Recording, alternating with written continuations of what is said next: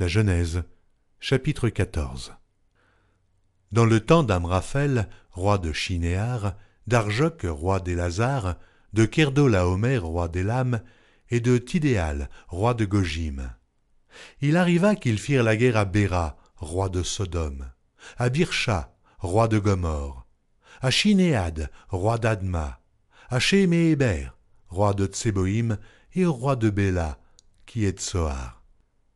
Ces derniers s'assemblèrent dans la vallée de Siddim, qui est la mer Salée. Pendant 12 ans, ils avaient été soumis à Kerdolaomer, et la 13e année, ils s'étaient révoltés. Mais la 14e année, Kerdolaomer et les rois qui étaient avec lui se mirent en marche, et ils bâtirent les Réphaïm à Ashtaroth, Kernaïm, les Uzim à Ham, les Émim à Shavé, Kirjataïm, et les Oriens de leur montagne de Séhir, jusqu'aux chênes de Paran, qui est près du désert.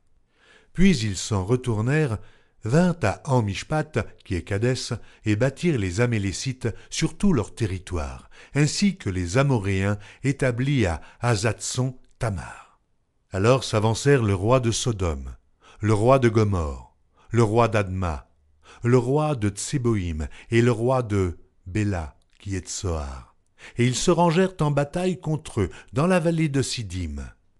Contre Kerdolaomer, roi d'Élam, Tidéal, roi de Gojim, Amraphel, roi de Shinéar, et Arjoc, roi d'Élazar.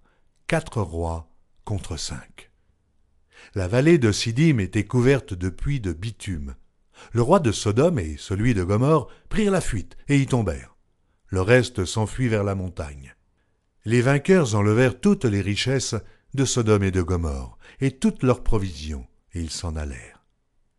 Ils enlevèrent aussi avec ses biens Lot, fils du frère d'Abram, qui demeurait à Sodome, et ils s'en allèrent.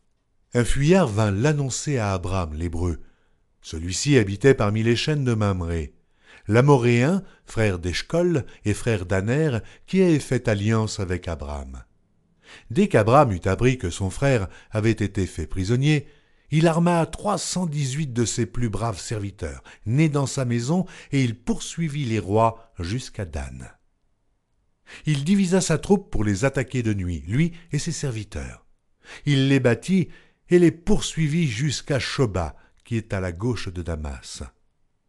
Il ramena toutes les richesses, il ramena aussi Lot, son frère, avec ses biens, ainsi que les femmes et le peuple. Après qu'Abram fut revenu vainqueur de Kerdolaomer et des rois qui étaient avec lui, le roi de Sodome sortit à sa rencontre dans la vallée de Shavé, qui est la vallée du roi. Melchisédek, roi de Salem, fit apporter du pain et du vin. Il était sacrificateur du Dieu Très-Haut.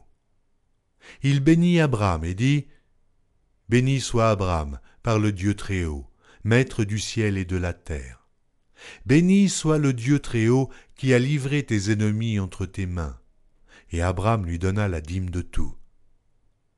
Le roi de Sodome dit à Abram, « Donne-moi les personnes et prends pour toi les richesses. » Abram répondit au roi de Sodome, « Je lève la main vers l'Éternel, le Dieu Très-Haut, maître du ciel et de la terre.